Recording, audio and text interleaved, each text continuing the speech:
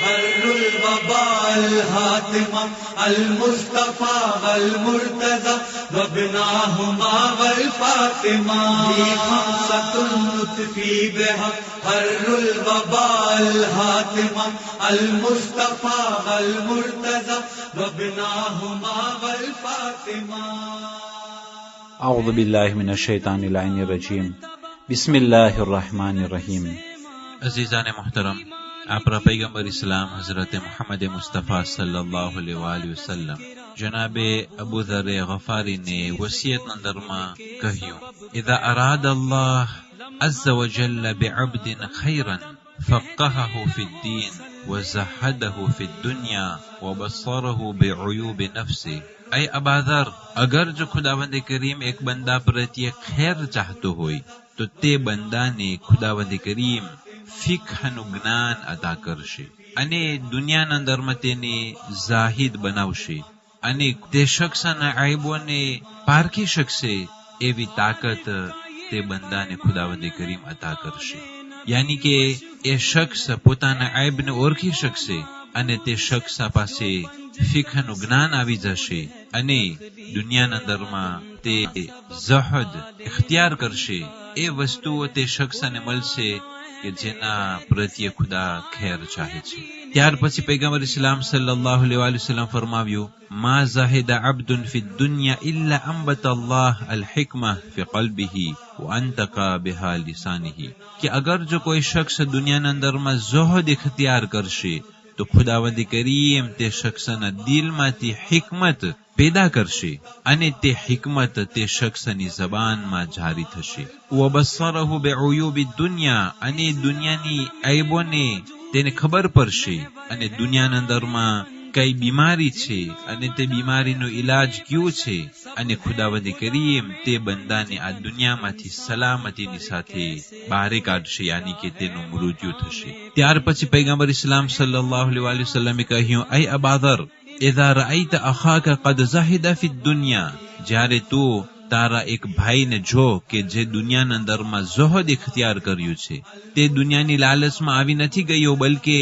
દુનિયામાં તે સાદાઈગી અને ઝહદની જિંદગી બસર કરે છે।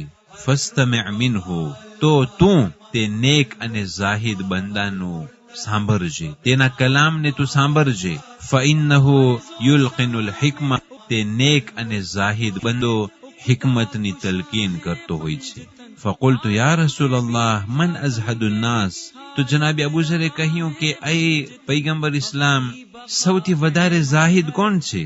ફકાલ સલ્લલ્લાહુ અલૈહિ વસલ્લમ, તો પૈગંબર સલ્લલ્લાહુ અલૈહિ વસલ્લમ ફરમાવ્યું, મન લમ યન્સલ મકાબિર, જે લોકો કબ્રને નથી ભૂલ્યા, વલ બિલા, અને ફના થવા બારામાં તે ભૂલ્યા નથી, વતરકા ફضل ઝીનતી દુનિયા, અને દુનિયાની ઝીનતને તેઓ મૂકી દે છે, વ આથર મા યબકા અલા મા યફના, અને તે લોકો બાકી ચીજ માટે આ ફાની ચીજને કુરબાન કરે છે, યાની કે એ આખિરત કે જે બાકી રહેવા વાળી છે એ આખિરતને હાસિલ કરવા માટે, મોટો દરજ્જો હાસિલ કરવા માટે આ ફાની દુનિયાની અમુક દૌલતને તેઓ કુરબાન કરે છે અને રાય ખુદામાં ધર્માદો કરે છે।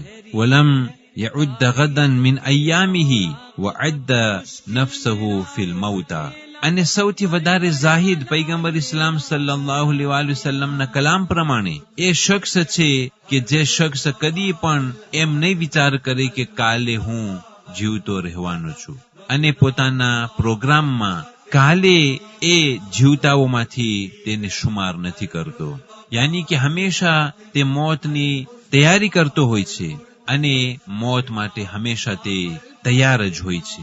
અને પૈગંબરે કહ્યું કે સૌથી વધારે ઝાહિદ એ છે કે જે ખુદ પોતાના નફ્સ અને મુર્દાઓમાંથી શુમાર કરે છે, યાની કે તે એમ વિચાર કરે છે કે હાલમાં હું ગુજરી ચૂક્યો છું, પણ હજી જિંદગી છે, આ ખુદા તરફથી એક તોફીક છે, અને આ મોકાને ગનીમત સમજી અને સારા કામમાં તે દિવસને પસાર કરે છે। અઝીઝાને મોહતરમ, ઝાહિદ બંદાની આ પ્રમાણે કાલિતે છે, અને જ્યારે પણ તમે જો કે તમારો ભાઈ ઝહદ ઇખ્તિયાર કર્યો છે તો એના પાસેથી શિખામણ લ્યો, એના પાસેથી નસીહત હાસિલ કરો, પણ દુનિયાના અંદરમાં જ્યારે કાંઈ પણ સલાહ અને કાંઈ પણ નસીહતો પૂછવી હોય તો તકવા ઝુહદ તરફ તેઓ નજર નહીં કરે. અને મૌલાએ કાયનાત અલીસલાતુ વસલામે કહ્યું, જેના પાસે કોઈ નસીહત આપનાર ન હોય એ શખ્સ હલાક થઈ જશે. المصطفى والمرتضى وابناهما والفاطمہ. ہے پنج تن کا مرتبہ عقل و خرد سے ماورا، ایمان کی بنیاد ہے آل نبی کا تذکرہ. معبود نے ہر چیز کو ان کے سبب پیدا کیا، لمحہ بلمحہ دم بدم کہتے رہو صلی علی. حر الوباء الحاتمہ المصطفى والمرتضى وابناهما والفاطمہ. خمسة نطفی بها حر الوباء الحاتمہ المصطفى والمرتضى وابناهما والفاطمہ. 23 ماہ شوال આજની તારીખોમાં એક બુઝુર્ગ આલિમ સૈયદ નિዕમત ઉલ્લાહ અબ્દુલ્લાહ અલ-મૂસવી અશુસ્તરી 1112 હિજરી સનમાં અલ્લાહને પ્યારા થયા હતા. بیت سے قائم ہے دین کبریا. فی بها حر الوباء الحاتمہ المصطفى والمرتضى وابناهما والفاطمہ. فی بها حر الوباء الحاتمہ المصطفى والمرتضى وابناهما والفاطمہ. والسلام علیکم ورحمۃ اللہ وبرکاتہ.